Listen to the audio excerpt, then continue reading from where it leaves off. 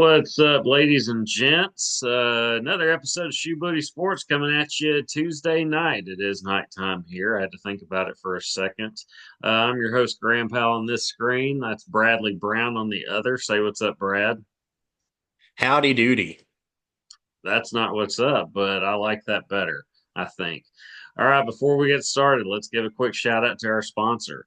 Shoe Booty Sports is presented by Rhino Races. Rhino Races is a virtual race series that offers five different races: a 5K, 10K, half marathon, a marathon, and the one of a kind Rhino Ultra.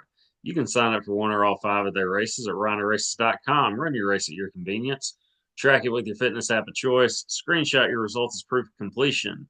Submit that screenshot to rhinoraces.com under the submit results section. Once your results are verified by Rhino Races staff, your award will be shipped to you by mail. Also, check out their gear section while you're there for t-shirts, wristbands, decals, and more. That's rhinoraces.com. Rhino Races is the premier virtual running series, and you can find us, Shoe Booty Sports, on Spotify and Apple Podcasts. Subscribe to the YouTube channel. Follow us on X at Shoe Booty Sports. Okay, let's we've had a few things sports going on since last week. Football wise, it was what was the big one Saturday? Army Navy, and obviously the Heisman Trophy ceremony. Yep. Um, NFL action going on Sunday, and it's going to be going on weird days this week. I guess because of the Christmas schedule, there's going to be games Saturday. So, why are you making a face? Did you not know that? No. No. I didn't realize that. Well, you got the Chiefs playing, I think, Christmas Day, whatever day of the week that is. I can't recall, but I think Wednesday. that's okay. Yeah, so they're going to be playing on Saturday as a result, which makes sense. You don't want to play Sunday and then turn around and have to play Wednesday, so it makes sense there. But yeah, let's get started with Army Navy. How much of that did you see? It was the America's Game of the Week. I don't know if that's what it was dubbed. It was something along those lines. Yeah, I think I watched the majority of the game, probably at least three quarters, I would say. So it's old Navy shocking the world. So Yeah, I had the thing on pretty much. I don't know if the whole time, but I had it on there most of the time. I mean, good records for both teams. Navy was what 8-3 going into it, and Army, of course, only one loss on the season. I think they were 11-1. Uh, yeah, so and ranked. Army was ranked on top of that. And Navy got it done. Navy got the win, was in control pretty much the whole way. Navy's offense is fun for me to watch. It's like if I were a high school football coach, I'd probably run, something. It depend if I'm at a smaller school, probably something like the flex bone or double wing type of thing, or what Navy runs. I may do that at any level if I'm coaching high school football. I just like that kind of offense. yeah. Just well executed based on misdirection and just it's well executed. They've got it down. What they do, they run to, I wouldn't say perfection, but they do a very good job at it. And their record indicates that they're 9-3 on the season now with the win over Army. Interesting game. I did like the I say interesting game. It was more like background noise for me.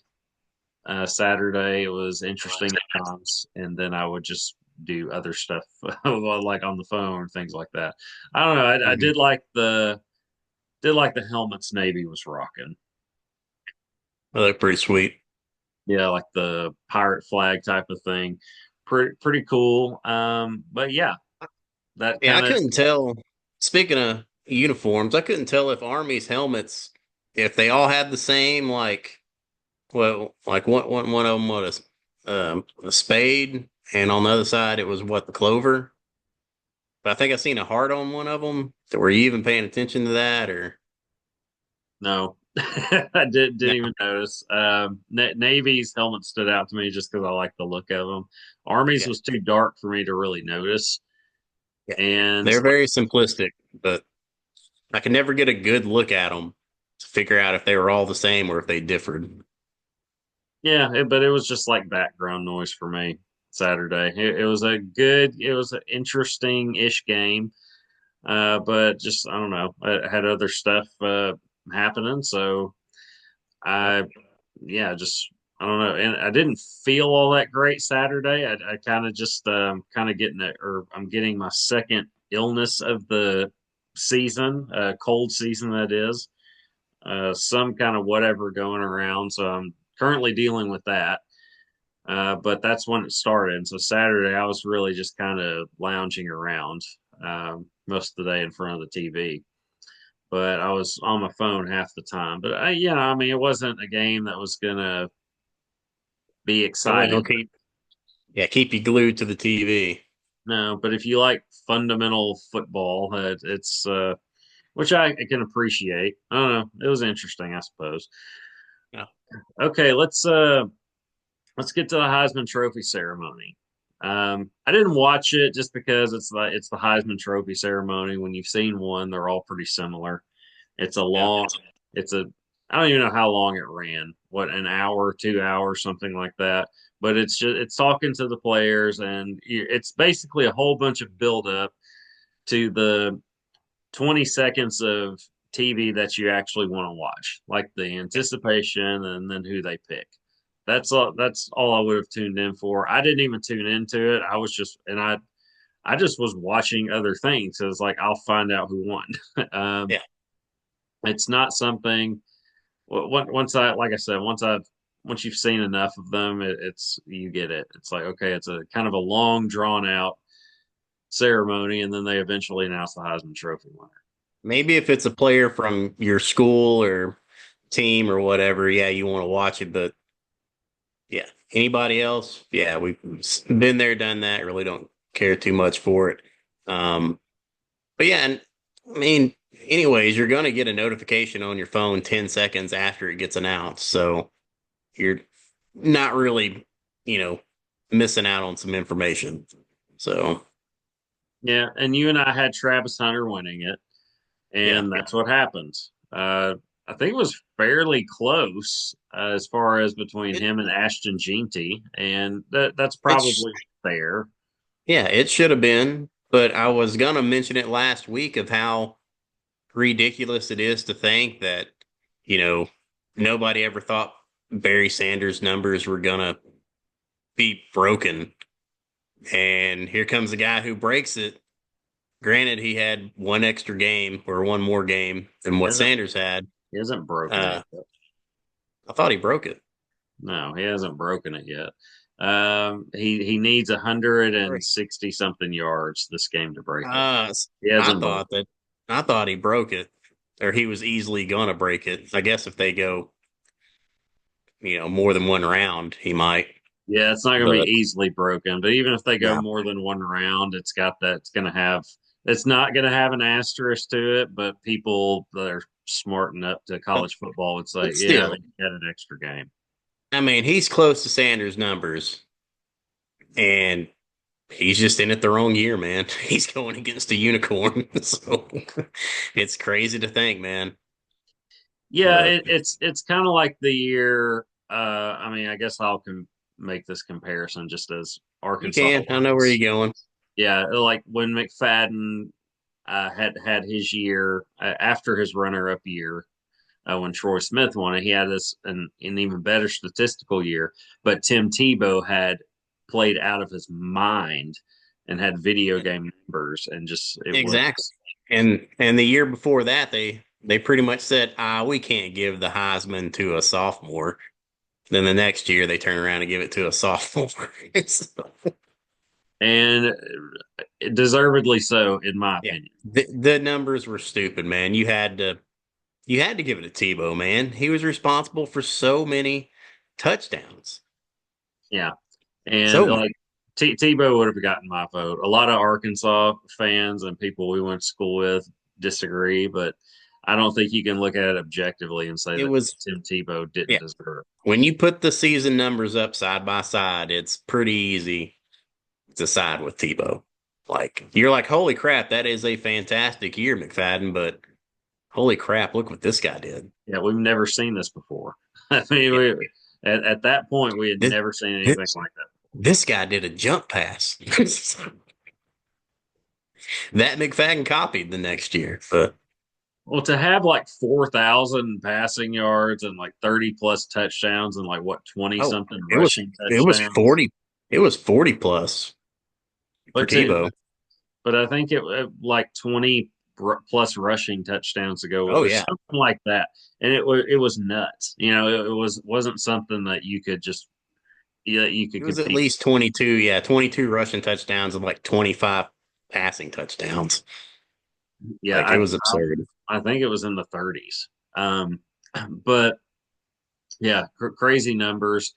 Travis Hunter, he did everything he could to, and Dion Prime and company did everything they could to put him in position to win the Heisman. Yep. Over 1,100 yards receiving, 14 touchdowns, I believe. Uh, what, four I was interceptions, gonna three say 3 or 4 interceptions.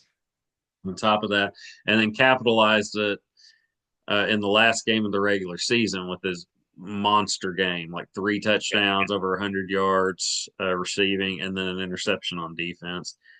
And you're 9-3 on top of that. Of course, Boise is a playoff team. They got to buy only a one loss team.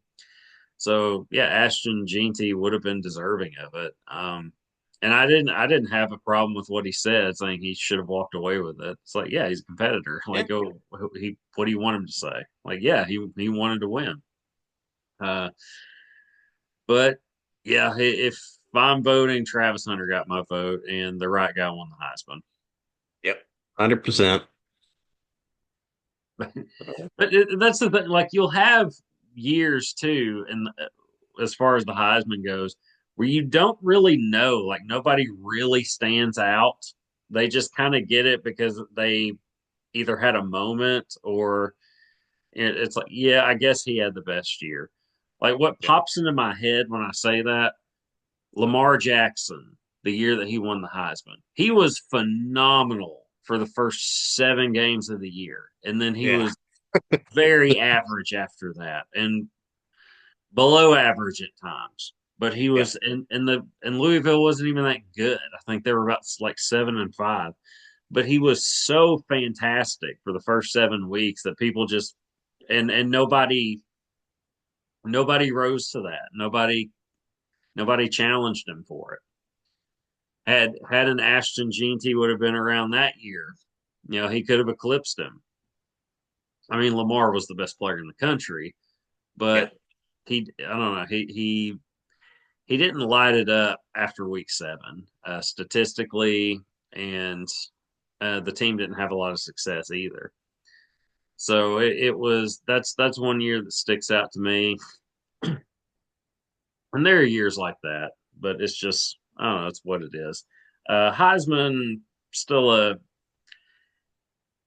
I don't know. It's fun to talk about and debate and all that, but I mean, I'm good on the ceremony. Just tell me who wins, and we'll go from there. But the right guy won it. So when does golf start, Brad? Well, it never really ended. They just the it kind of just keeps on going year round. They just go to a different part of the world to I keep was gonna playing. say you know what I mean. Why don't you Yeah. tell us what's going on in the golf world while I go get tissue to blow my nose real quick? We're avoiding hitting the pause button, y'all. Okay. Well, yeah, the only thing I can think of going on, well, big news anyways, would be the merger for the Saudi League and the PGA. So hopefully they're I guess the ongoing talks that they've had for the past few years that hadn't really went anywhere. Um Apparently Tiger and McIlroy, have been kind of building that bridge between the two parties and helping the discussion further along. I think they're uh took a turn for the better. So it sounds like the plan to fix everything is in the works. The question is, how long is it going to take to make it happen? hopefully before the end of 2025 would be awesome. But they did change it to where they added more events to where the live players could earn uh, world ranking points to help them out, which would help them out whenever they choose teams like the Ryder Cup and stuff. So good news could be happening, within the next year, and it could all go back to normal. So we could truly have the best of the best. But we'll see. Keep your So fingers crossed. when I went into the bathroom to get tissue, I of course didn't have any, like no toilet paper either. So I had to go into the living room and get my Kleenex. And I come back and I hear talking about parties. I'm like, did Brad just go political like in here while I was away? But no, all right.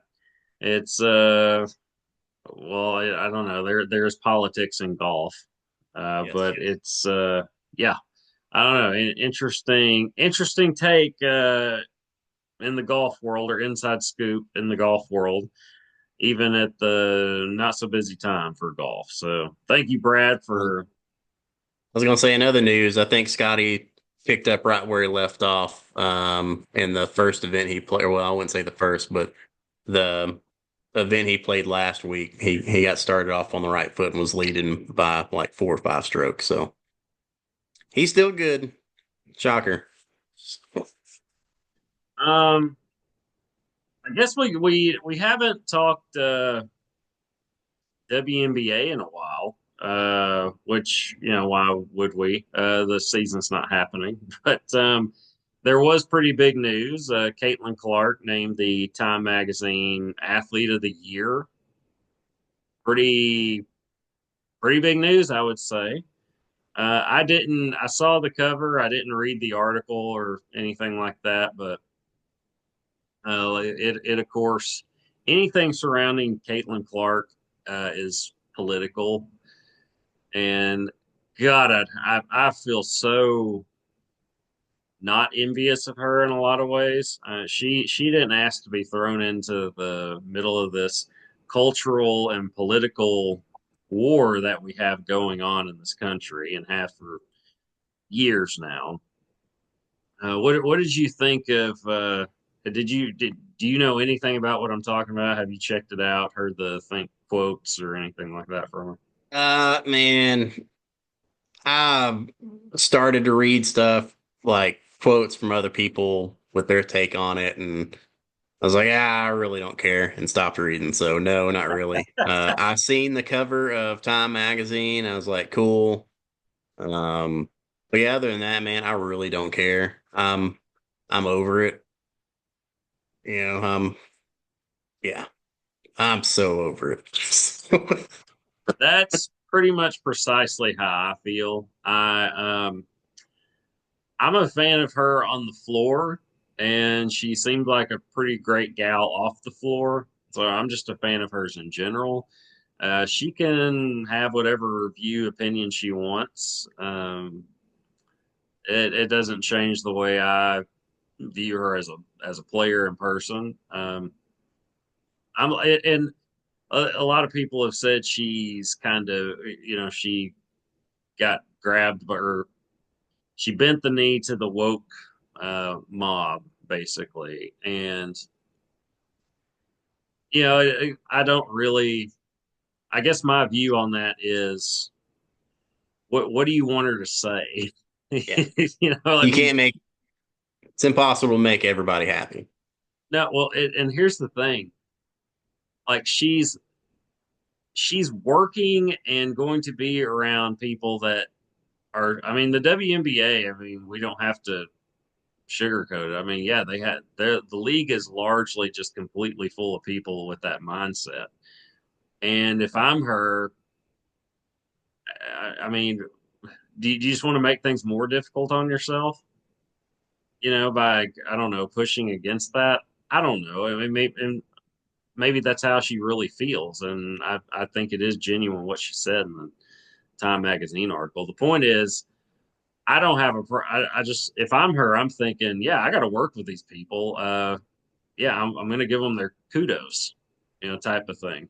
I think it's weird the pushback either way, and I don't know. I'm like you. I'm over it and I don't care. Uh, she's deserving of the award, and that's really all I have to say about it. Anything political now with WNBA, I just naturally tune out because I'm tired of hearing about it. What the Washington Mystics owner said though, regarding Caitlin Clark, I don't even remember exactly what it was, but basically just saying it's not all Caitlin Clark.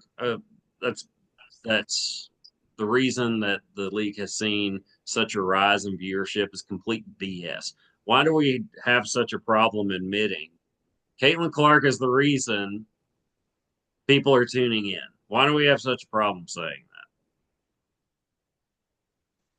that? I think I know why, but I'm not going to open that Pandora's box. We're just going to leave that one closed. Yeah, just leave it closed. In other WNBA news, apparently they got two new teams in the league. So yeah, I knew the one. When did two come about? they got one in Golden State or the Bay or whatever they're calling it, and another one in Yeah, what was it? Toronto? No, is it Toronto? I don't know. I only know of the It's one. it's in Canada. I believe it's their Oh well, well, I guess you can't say mascot, but their heck, I don't know. Their mascot is the Tempo. They're the Toronto Tempo. why would that not be a mascot? I don't know what's a Tempo. How do you put that in mascot form? Well, and here's the thing too. Like in football, like see, this is what's that's where the name came from. Is they're going tempo. The offense is going tempo. Like, what is that? What? Like, look up the definition of tempo. Like, if you're going up tempo, that means you're Yeah. increasing your tempo. You're going tempo doesn't mean anything, but that's become the common phrase, and it's just something we've stuck with. And I guess the new Canadian team is doing the same thing. Okay. I didn't know about this. They're going to be around next year. I don't know about this. I'm going to fact I check. think so, yeah, because they had their draft, their expansion draft, I think last week. I would think So Toronto. Yeah, Toronto tempo. I mean, it's catchy. yeah, Golden State Valkyries and the Toronto Tempo.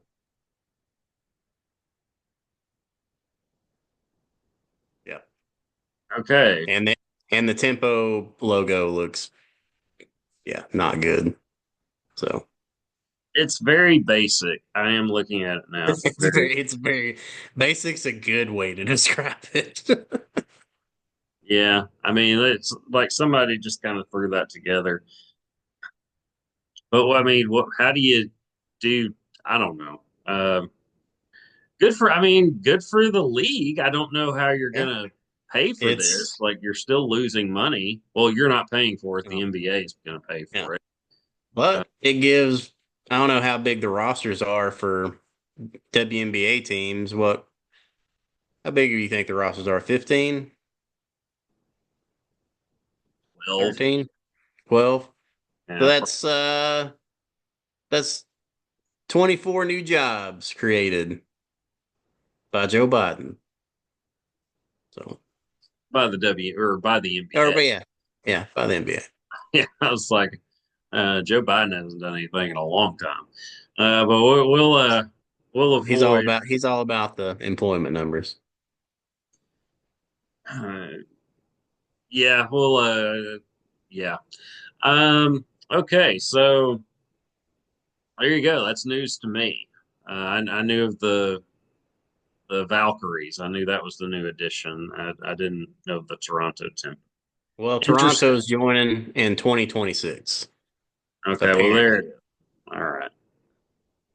I'm looking up info definition, by the way. The speed at the rate or speed of motion or activity, pace. Yeah. They're going tempo. So They're they're going the pace. yeah, it's like They're gonna pace you to death. anytime I hear that, I hear Jordan Rogers in my brain, like for calling an SEC game. They're going tempo. Like what? Like they're so they're running the offense, but it's just something we've. It's a phrase that everybody's adopted, and this is what we're They going. they gotta be going tempo. They can't be going static. So okay, what else is okay? The transfer portal. It's which Is Arkansas still in the lead for most transfer portal? Or I I don't. guess at this point in time, we should just call it the expressway to Ole Miss, right? Yeah, it's like Arkansas has become the farm club to Ole Miss, is what it feels like. That's yeah. It's what they do every season. So, Yeah, it's a strange time in college football. and we just didn't want to pay that money for that guy. Well, here's kind of the thing. It's I did see a comment I like saying, "Man, Ole Miss really wants to go 6-6 next season," uh, which I thought was pretty good. Because I mean, you think about it. I mean, who are Yeah. you really missing? Taylor Green is going to be back. I guess I like that. Uh, Taylor Green doesn't blow me away with his decision making and his accuracy, but he You don't does have to make come back. The backup's leaving. yeah, but he does make plays. He He does make does. plays at times, and he is the primary reason Arkansas is 6-6. I mean, it's an improved roster from last year, but Taylor Green has had a lot to do with that. Uh, Yeah, if Taylor Green came back, we had like two or three more Alexanders. That'd be awesome. That's not happening. I mean, yeah, dude, Haas is gonna go be the best freaking tight end in the nation, mm, getting them numbers. Bet I wouldn't go that far. if he gets 2 seasons in that offense, I think he will. He won't be on the field long enough. I mean, the guy gets hurt. Uh, This is Spring true. season. I mean, I don't. He's not durable enough. At least He's he was he's in Arkansas. yeah, he's 20 and has back problems. So Yeah, I mean, he's talented. I'm not trying to knock him, but best tight end in the country. I'm not going that far. has Uh, Braden Russell said he's going to Ole Miss yet, or is I don't know. I don't. I only brought it up. I don't keep up with it. I only brought it up to say I'm tired of seeing the everybody announce after much prayer and discussion with my family. I'm just say I'm going. going to get paid? Just Yeah, say that. I'm entering the or signing with or the committed to the SIP or whatever it is, and I'm mostly and I'm kind of annoyed with the once a hog, always a hog. It's like, no, you No. left. Yeah. Like, no, you're not always a hog. You're literally leaving and joining another team. You're Yeah, not always. yeah, once a hog, always a hog if you graduate or you leave early for the draft. Yeah, it doesn't apply if you're entering the portal.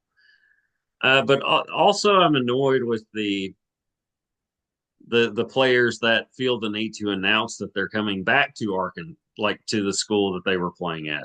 Just doesn't apply to Arkansas. I only say that because that's what I see most the most of. It's like it used to just be assumed that that's where you okay, like yeah, that's where you're playing, going to school. It's the Wild West right now, and Brett Lashley said something about it, which I really like. Brett Lashley as a coach, play caller. Of course, I go to look it up, and it's gone now for whatever reason. But basically, it talked about him ripping well, that really screws things up. ESPN really just went full refresh on me, and I can't see what I was going to talk about now, which is fantastic. I hate the ESPN app, by the way. There it is. Cough button. Pardon me. Yeah, pardon me, everyone. Dealing with the illness here. Uh, again, hate the ESPN. Rhett Lashley calls to end to December portal window, which makes sense. You're prepping for postseason games, and Lashley said having an open portal window while prepping for postseason games is terrible, which is obvious. Uh, and also noting the decision that Penn State backup quarterback Bo Pribula, I guess that's how you say it. Didn't mean to say his last name with a question mark. The decision he made to enter the portal. So I mean, you're prepping for a bowl game and your backup quarterback, like a college football playoff bowl game, and your backup quarterback is entering the portal. Like, how do you navigate this if you're a head coach in college football? I mean, I can see You why. do what Belichick is going to do and hire someone else to handle it all. Don't worry about it.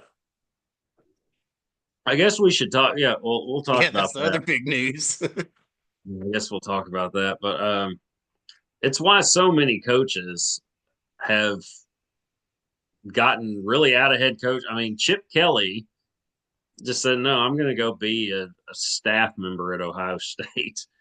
Oh, Gus Malzahn. Now Gus, yeah. it wasn't going well at UCF, but I mean, he saw the writing on the wall. He was like, "I'm just going to go OC and at Florida State. They need one. I can call plays. Sure, like I'll go take that." Yeah. It's a weird. I mean, Saban got out. Like you ran the goat off. It's um, this wasn't the transfer portal. It was the NCAA's BS. Ran Harbaugh off. But I mean, it's Jim Harbaugh that is. It's the Wild West. I don't know how you navigate this if you're a head coach in college football. There's not a rule book on it. I mean, you just got to figure it out. There's no manual on how to handle this. This is nuts. What's happened? Uh, all right. So we're not going to fix it on this show. So let's talk about the big news in the college football world. Bill Belichick named the head coach at North Carolina, and I found out about this just by all the memes, etc. Of they're talking about people wondering if Bill Belichick can recruit young players. Just look at his girlfriend, who's Yeah. 20s, and I was like, okay, what's happening here? And I'm like, oh, and this was going out before it was ever officially Yeah. announced. But Belichick to North Carolina, I guess it's a big hire. I mean, or a good hire. If you want to make a splash, this is a way to do it. Belichick, who wasn't wanted by an NFL team, entering Which this. is crazy. Yeah. Yeah, it is, but he didn't have any momentum as far as a resume builder going Yeah. into the offseason. You lost Tom Brady, and your teams got progressively worse, and the Patriots were terrible in your last year coaching. So you didn't have it was making it look like Brady had a whole lot to do with that, or way more to do with that than we ever wanted to give him credit for. Hmm. So I get it, and it's in defensive coaches, which is what Belichick is. I'm not going to say as far as defensive head coaches, they're not on their way out, but offensive minded coaches are the ones getting the nod and having the most success right now at the head coaching spot in the NFL. So I understand it.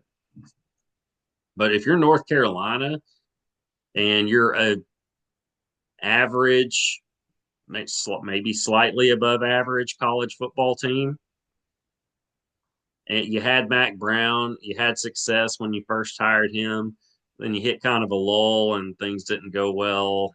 This season, you make a change, you want to make a big splash. what bigger way to make a splash than Bill Belichick? Yeah. And if anything, it's exciting. Just I'm just looking forward to see what he can do at the college level. It may go poorly, but I'm at least interested. I'm I'm ready to, yeah, I'm ready to see what he's doing in that second and third year. That third year, I mean, yeah, I'm ready to see how fast he can get it up started. So if it goes according to plan. So he's got plenty of NIL money floating around there. They got plenty of big alumni at that school. So they'll be able to pay to get them. yeah, it's I'm more interested in the first year. I just want to say because with the transfer portal, you don't need that 3 and 4 year window really anymore to make the impact that you want to or that you True. expect to. You can build True. teams a lot quicker now. I mean, look at Colorado with Deion Sanders. Four they were what 1 win the year before they hired him. They go 4-8 last year, and this year they're 9-3.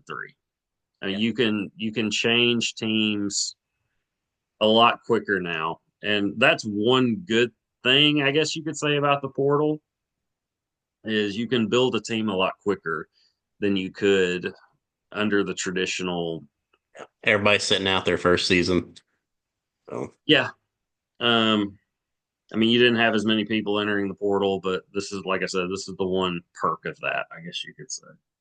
yeah. All right. So we'll get out of here on this. The college football playoff officially, the opening rounds, first round starts this weekend. First game Friday night. Three more Saturday. Going to be a lot of fun. We made those picks last week, so we're not going to do that on this one. Check out last week's episode if you're interested in that, and we'll see how we did. We'll talk about that next week on our picks. But until then, okay. Lastly, get out of here on this. Norfolk State hires Michael Vick as the next football coach. So okay, that's pretty big there. So Cool. congratulations to Mike Vick, Norfolk State. But on that note, we're out of time. We'll see y'all next week. I'm Graham Powell. Brother Brown going to the ship this week. Congratulations, Brad. I am not in the playoffs. Deuces, y'all. Peace.